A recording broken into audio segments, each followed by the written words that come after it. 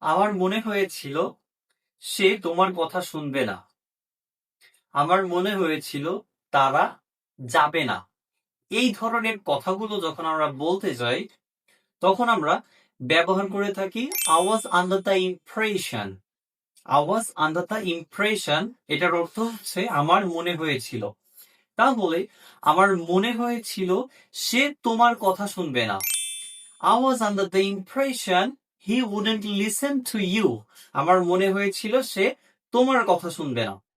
এবার আমি যদি বলি আমার মনে হয়েছিল তারা যাবে না, তাহলে আমি বলতে পারি I was under the impression they wouldn't go.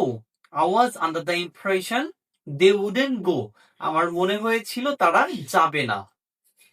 এই ধরনের মজার মজার ইংরেজি বাক্য শিখতে এখনই ফলো করো স্পিক্স ফর ফিউচারকে। দেখা হচ্ছে পরবর্তী ভিডিওতে।